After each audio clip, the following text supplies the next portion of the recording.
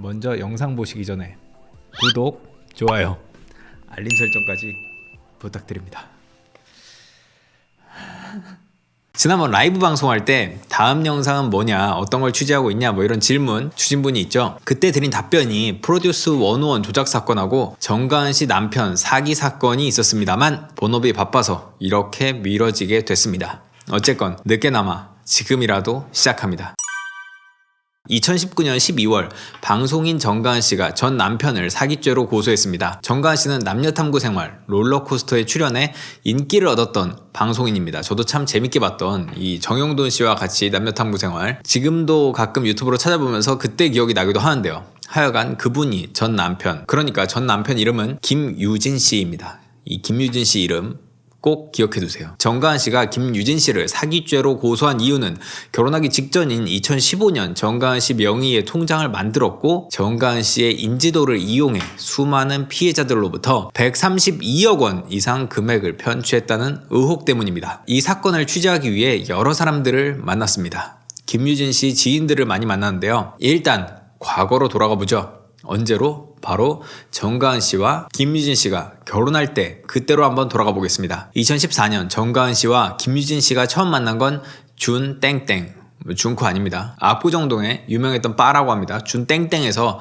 만났습니다. 이 준땡땡에서 만나서 사랑을 키웠다고 주변 지인들에겐 알려져 있습니다. 지인인 제이아무개 씨가 소개했다고 알려져 있는데 뭐 어쨌건 그 둘이 만난 건 2014년 말 혹은 2015년 초 정도로 알려져 있고 결혼한 건 2016년 1월입니다. 두 사람은 삼성동 인터컨티넨탈 호텔에서 화려하게 결혼식을 올렸습니다. 결혼 비용은 전액 김유진 씨가 냈다고 김유진 씨의 최측근이 말했습니다. 그런데 김유진 씨는 그 돈을 마련하기가 당시에는 꽤나 어려웠다, 여의치 않았다는 얘기가 있는데요. 이 결혼식 비용이 약 1억 원, 이 돈은 입금 마감에 거의 쫓기듯이 냈다고 합니다. 어떻게 냈냐면요, 나중에 더 구체적으로 설명하겠지만 김유진 씨는 성수동에서 자동차 공장을 운영하고 있었습니다. 슈퍼카 혹은 해외 고급차가 사고 나거나 뭐 고장난 것을 매입을 해서 그 차량을 수리한 다음에 다시 되파는 형식도 있었는데요. 어떤 차량은 그냥 단지 수리해달라고 맡기기도 하는데 이때 페라리가 그런 경우였다고 합니다. 페라리를 수리해달라고 비용을 받은 뒤에 그 약 1억 원 가량을 공장에 그 수리비로 내야 하는데 그거를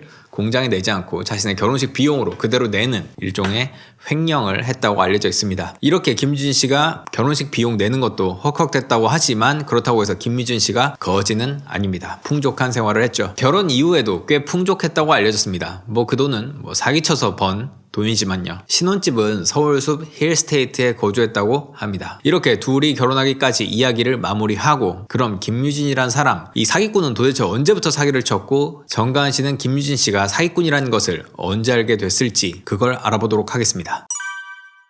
먼저 김유진은 이미 전과가 있는 사람입니다. 이건 이미 언론에 꽤 나왔었죠. 그럼 언제 사기를 쳤을까요? 김유진 씨는 학창시절 친구들에 의하면, 그러니까 약 20년 전 친구들 말에 따르면, 그들 말에 그냥 워딩입니다. 이 표현, 마치 미국 드라마에 자주 나오는 이 표현입니다.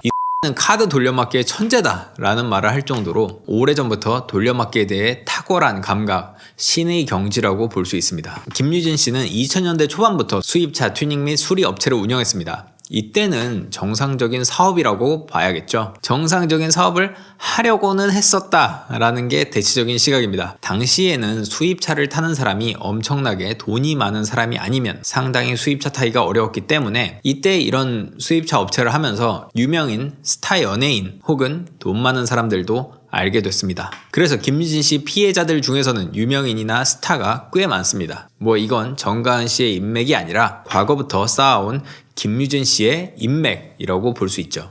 하여간 처음부터는 사기칠 의도가 아니었던 것으로 보이지만 뭐 이것도 정확한 건 아니에요. 엄청난 빅픽처일 수도 있죠. 나중에는 대놓고 사기꾼으로 변질됩니다. 사기꾼으로 변질된 시점을 정확히는 알 수 없지만 2000년대 중반경 퍼즐이라는 공업사를 하면서부터라고 추측됩니다. 퍼즐이야말로 김유진 씨가 실질적인 오너로서 운영한 첫 업체입니다. 지금까지는 A공업사, B공업사 운영하면서 운영사장 같은 걸 했지만 월세나 직원 월급까지 다 책임지는 실질 오너는 퍼즐이 처음이었습니다. 여러 사람들 입을 종합했을 때 이때부터는 정말 사기꾼으로 변질됐습니다. 이때부터 사기꾼이란 건 이견이 없습니다. 당시 퍼즐이 왜 사기 업체로 변모했는지는 아마도 김유진 씨의 욕심이 아닐까 하는데요. 물론 주변 사람들의 욕심이기도 합니다. 왜냐하면 김유진 씨가 돈을 빌려오려고 할 때 그 빌려주는 사람도 있을 거 아닙니까? 빌려오는 사람, 그러니까 투자자들도 비정상적인 수익을 기대했다고 봐야 할 부분도 있습니다. 그러니까 사기친 김유진 씨가 무조건 제일 나쁜 놈이지만 과연 너무나 비정상적인 수익을 기대했던 이 투자자들도 아무런 책임이 없었냐? 이건 좀 다른 문제인 것 같아요. 그 기대에 부응하기 위해서, 물론 김윤 씨가 정말 잘못한 거 맞습니다. 실드 치려고 하는 게 아니라 그 기대에 부응하기 위해서 감언이설로 또 속이고 투자자들의 기대에 부응하는 척 했고, 그렇게 투자자들의 돈을 땡겼고 규모는 점점 커졌고 스노우볼이 굴러가기 시작합니다. 물론 이런 투자자들의 수익률, 기대 이런 것과는 전혀 별개로 김유진 씨의 워낙 사치도 심각했습니다. 바로 그는 당시 2000년대 중반 템프로의 황태자다라는 별명으로 불렸고 이런 룸에서 지출하는 비용이 엄청났다고 합니다. 업소에서 일하는 종업원들의 빚을 갚아주기도 하고 쇼핑몰을 차리라면서 사업비를 대주기도 합니다. 또 그는 루이비통의 VVIP로 애프터 클로징 저는 잘 모르겠어요. 이미 매장문을 닫은 다음에 따로 정말 VVIP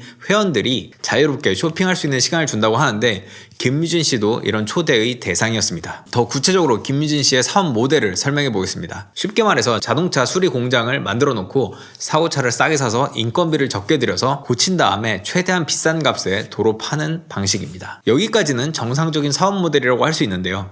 그런데 김유진 씨는 이 모델을 이렇게 더 공격적으로 바꿉니다. 고장난 차를 인수할 때 여러 대를 인수할 돈이 없으니까 이 여러 사람들한테 차 한 대씩, 너는 람보르기니, 너는 페라리, 이런 식으로 펀딩을 받아서 이런 식으로 돈을 모아서 사고차들을 매입합니다. 그러니까 이번에 사고차 나왔다, 이거 살 돈에 쓸 테니까 고쳐서 팔면 얼마의 수익이 생기고 그걸 쉐어하자고 합니다. 그렇게 어떤 사람에게 돈을 받아냅니다. 여기까지도 정상적으로 투자받는 행동이니까 돈만 제대로 주면 넘어갈 수 있겠죠. 그런데 본격적인 사기극은 이제 시작됩니다. 돈을 주지 않는 거죠. 그냥 돌려막기 용도로 한 차량을 가지고 여러 사람에게 이 차를 보고 돈을 달라라고 하기 시작하는 겁니다.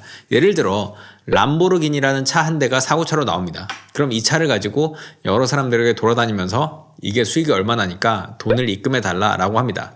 이미 기존에 몇 년 동안 이런 식의 사업을 통해서 수익을, 재미를 좀 봤던 투자자들은 당연히 김유진 씨를 믿고 돈을 입금하기 시작하는데요. 람보르기니 한 대에 10사람분의 돈이 입금이 되는 거죠. 그렇게 되면 나머지 9대 분량의 돈은 일단 김유진 씨가 챙길 수 있는 겁니다. 전형적인 폰지 사기의 시작이라고 볼 수 있죠. 정상적인 사업을 한다면 위기가 와도 빚의 규모가 그렇게 크진 않겠지만 이렇게 약간의 비정상적인 사업, 그냥 대놓고 사기를 치기 시작하면서 사업을 하다가 마이너스가 나기 시작했고 빚의 규모가 엄청나게 빠르게 늘어나기 시작합니다. 그리고 무조건 사고차를 일단 구해야 여러 사람에게 돈을 받아낼 수 있기 때문에 사고차가 나오면 그 가격을 되게 후하게 쳐서 준다고 합니다. 어차피 사고차 한 대만 매입하면 10사람 분량의 돈을 입금할 수 있으니까요.